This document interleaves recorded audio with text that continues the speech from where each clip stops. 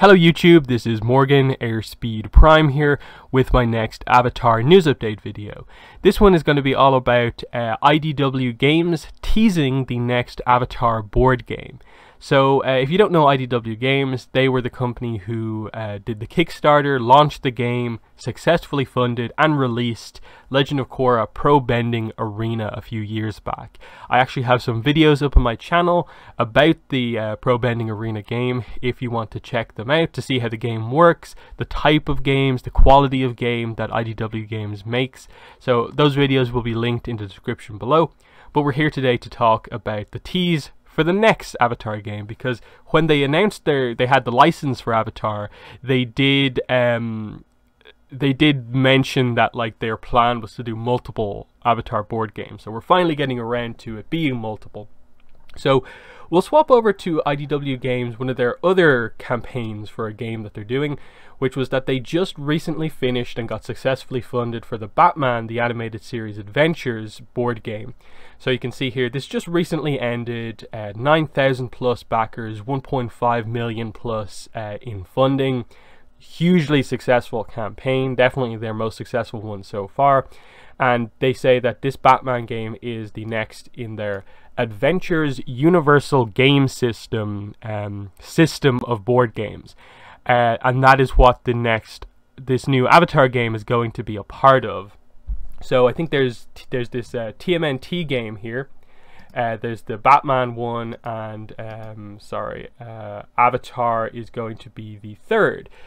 Because as you can see here in their update post talking about the end of the Batman campaign, they finish up by saying, until they have production updates, that's it, AUGS fans. But then, right, speaking of next time, I'll just leave this here, and they put the element symbols, of course. So water, earth, air, fire, teasing Avatar is going to be the next game. And the reason we know that this is a tease for what their next project is because they did the same things with their previous campaign for the TMNT Adventures game, where in their last post for this one, they teased Batman at the end. So, but don't fear, you'll be hearing from him soon. Batman the Animated Series screenshot here, and then what happened a year later, they put up the Kickstarter for the Batman game. So now it's sort of repeating itself. They've teased Avatar, meaning that in about a year's time we will get the Kickstarter for the Avatar game. So realistically, this will be probably February, March or April 2021 where the Kickstarter will go up, and it will probably last in around a month like their other games. So that's for the most part, like most of the information that we have. It's just that, okay, Avatar game, part of the Universal Game System, coming next, and we're only going to get the Kickstarter for it probably like next year, basically. So it's still a long wait, but we can talk a bit about some other stuff as well.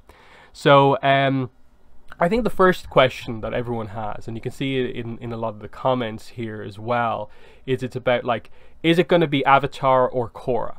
And everyone's speculating about it, and like, of course, most people would prefer an Avatar game to a Korra game, just because I think most people can acknowledge Avatar is ultimately the better series than Korra.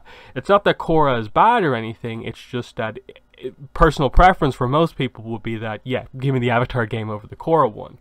Again, I think the point could be made of like, why not both? But we all know the way Avatar tends to go. Both series tend to basically be treated as almost being separate franchises when it comes to merchandise stuff like this. Hence why we've never seen like crossover lines, basically, that the Funko Pops are split into Avatar Funko Pops and Korra Funko Pops. It's not one line and they just mix and match. They're two separate lines.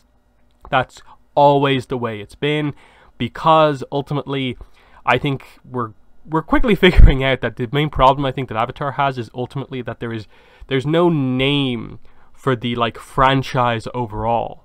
It's just a product is either an Avatar product or it's a Korra product, and that's where the separation is.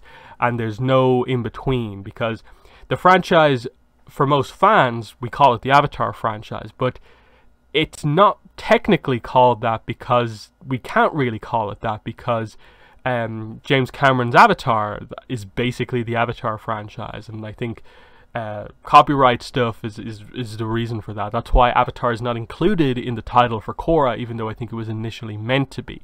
It was meant to be Avatar Legend of Korra, but the Avatar isn't technically part of the title. So I think that's some of the challenge that we face, and why basically Avatar and Korra, I think, are two separate licenses when it comes to merchandise. So the question is, which one is which?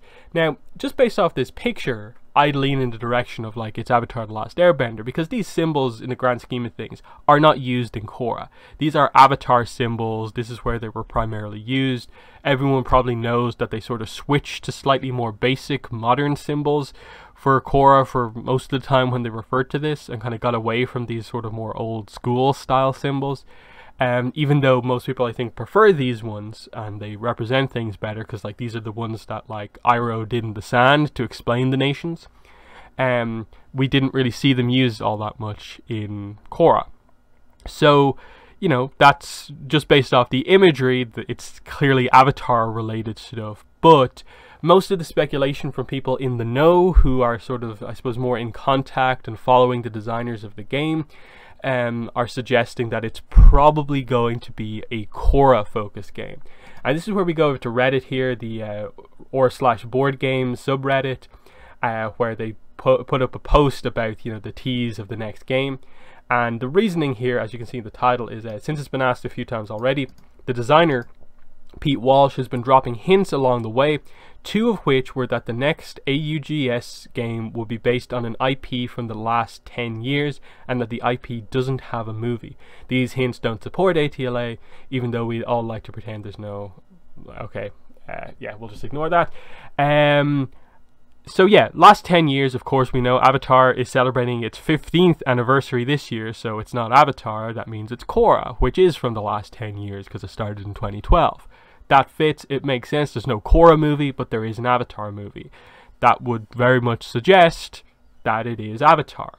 So that makes, I think, a whole lot of sense, as like, obviously I don't have the source for where the designer said these things, but, you know, these are people who are more in the know about it and follow these type of things.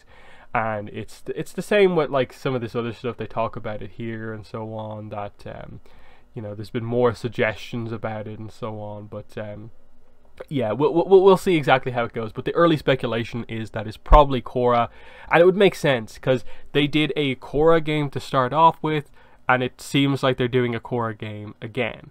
That obviously they have access to this license, and maybe they can't get the Avatar license or something like that. It's awkward. I'm not sure exactly why or what the situation is, but this ultimately is the situation that we have. Now, it doesn't mean that we're excluded from ever getting any content like this in this game for Avatar, but it would be weird for this game to sort of be the first time we're seeing that sort of crossover effect. So that's the only real doubt I would have about this, that if they launch it as being primarily Korra, I think it will stay primarily Korra the entire time. And we probably have to wait for like a secondary a game to be like a follow-up in the same series to be Avatar related. So we'll see exactly what happens with all of this. So that's most of the information we have. Is just like, okay, yeah, in about a year's time we'll probably get the Kickstarter for this game, unless they really move up production or whatever. But like I said, this one is just ended, so this game is basically going into production now. That's the way it's working. That the Kickstarter for the game going into production has just ended. It's going to take all that time to prepare this, send it out to backers, and sort of, you know, sell it in store shelves and stuff like that. So it means that in the background they're working on sort of like the pre-production stuff for the Korra game. And so that's why it's going to take so long, because they're working on all these games at the same time in different stages of production and so on. So what is the game, I suppose? The one benefit we have of it being part of a system is that we can actually just kind of look in a way at what the system is, and it's fairly easy to sort of apply Avatar to that system. So we'll go to the campaign here for the Batman game, since it's the most recent one. So you can see an idea of like what you get. I think this is just like the basic box of like, yeah, it's called Shadow of the Bat. You get your rule books and stuff like that. You have your main board, and then each character has like a character board, and then like there's like health tokens, and I think these are called focus tokens here. They're kind of magnifying glass things, and you can see the characters have a bunch of stats. I think it's 6 stats that each have a number associated with them, and then each character also has 3 dice specific to them, and the dice all I think have the same symbols as are on the card, except for maybe 1 or 2. And the idea is that like you roll your dice and they add like symbols to what you already have, like based on like movement, ranged attack, melee attack, and so on. And you can sort of spend these tokens to execute combat, move, because as you can see on the board, the idea is that like, depending on the scenario, you're basically heroes trying to take out like villains who have like taken over a building. So, you know, obviously it's meant to be the idea of like, it's a 4 players, 4 heroes. It's like Batman, Robin, I think there's like Batgirl included somewhere else. Again, Batman's not really my franchise. I don't really know it that well. But you play as the main Batman kind of heroes, and you have to basically like move, do combat against the different henchmen and the kind of main villain to basically stop whatever scenario is taking place. I think one of them is like a bank robbery, and you have to get in and take out the enemies before they sort of crack open the bank. So, you know, that's pretty cool. And like, of course, like I said, you have health. You have these sort of focus tokens, which I think can help to change the dice rolls and so on. And I think you share like the outside dice of your 3, you sort of share with the hero next to you. And so it seems like there's a good amount of depth to this. Each character on their sort of card has special abilities. Some of them only have 1, like you can see here, Robin only has 1, but Batman has 2. And then the villains, I think it's more of like, you either have 1 player act as the entire villain squad, or it sort of plays itself. It's like that's the game playing itself. So it seems very cool. It's like scenario based, so it's kind of doing the exact like opposite of what the Pro Bending Arena game did, where it was just directly adapting a game in the Avatar world into a board game. Whereas here for Avatar, it's very much going to be a scenario-based thing. It's our hero characters. It's going to be Team Avatar versus the villains, and you control like Korra, move through the obstacles into buildings. You control Mako, and you go over this way. You have different abilities, attacks. You roll your dice. You have your health, and you look up the dice rolls and so on, and you have to strategize about who to take out first. And like I said, it seems like you have melee, but also ranged attacks and other stuff as well. So we'll see how it all plays out, but you definitely get a sense for kind of how the game works, and that's like a tile-based game. There's different obstacles. You can see the stuff that's like got the yellow boxes around it. This stuff you can't like move through, so you have to move around. Seems very cool, and like they really extended out the campaign, obviously, as it was doing very well. So like this is like the basic box that you get if you just, I think, pledge, what is it, the 125, I think. But if you go all in and pledge like 225, you get like, was it like 96 miniature figures, 52 dice, all these crazy stuff. Like, was it 18 map tiles? So that's like 18 different scenarios basically. So it seems pretty interesting. And like I said, yeah, 125 you get 22 unique sculpts, 40 total miniatures, because of course you get a bunch of the same henchmen and so on. So, you know, for Avatar and Korra, you can be like, okay, Fire Nation soldiers, Equalist if it's going to be Korra for Amon. You could do either spirits or like Water Tribe warriors for like Unalaq's forces. The Red Lotus probably would just be themselves, and maybe like 1 or 2 extra Red Lotus kind of random people. Kuvira and the Earth Empire. Like for Korra, it sort of almost like writes itself what exactly they do. But yeah, 24 battles, 23 custom dice, and they have original art for this game as well. So that art is going to be pretty cool to see for the Avatar game, just to see exactly how they do it. And you can see like they're pretty nicely sculpted. You know, Batman, Batgirl, Catwoman, Commissioner Jim Gordon, Robin, support heroes here. There's the villains. even some big figures. So like, I suppose if you do like Kuvira Earth Empire, you could have like a bigger Mecha Tank style mini and so on. So that seems fairly cool. And then there's a better look at some of the cards and the like hero sheets and so on. So yeah, you can see they have like, you know, Batman has like, what's it, like 13 health, what's that, 5 ranged attack or something like that. And again, I'd have to look into the rules specifically. I had a quick look at one of the videos of how the game is played, and like it seems fairly good. You know, obviously a lot of the videos are going to be like kind of slow pace, going through the rules in detail so you can follow it. But it seems like it's not too difficult to get a hang on how exactly it plays, and this gives you a sense for just how extended it could be if it is a success. That they're going to really go in depth in terms of adding new characters in, new villains, new boards, new cards. Because like I said up there earlier on, like they end up in a thing where by the end, if you go all in, you get like 96 figures. The amount of different scenarios you can put together there seems really, really incredible. And I think it was very similar for the TMNT game as well. What did they do? So yeah, like you get all these different kind of TMNT, you know, different army style figures, different hero type characters, kind of deluxe tokens for the game and so on, bigger characters, more map tiles, and so on. And then yeah, there's the sort of standard system here, including, yeah, you can see a bigger figure here with the Mega Mouser. There's the turtles themselves.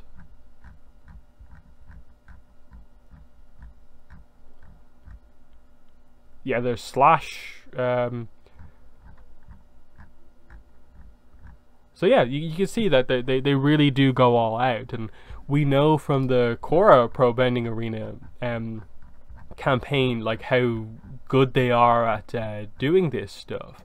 Yeah, because like we remember back when this was news, like they did do like daily announcements of like, this is what comes with it. You get this. They announced like a new team, new cards, another new team, cards, first solo bender. So this could be a fun campaign once it gets going, just to see what is and is not included, and if there is stuff like, oh, it's a Korra game, but here's the cool reveal right at the end that there is going to be sort of like an Avatar expansion pack that includes like Aang and Katara and so on. So yeah, that's the first kind of you know, thoughts on some of this stuff.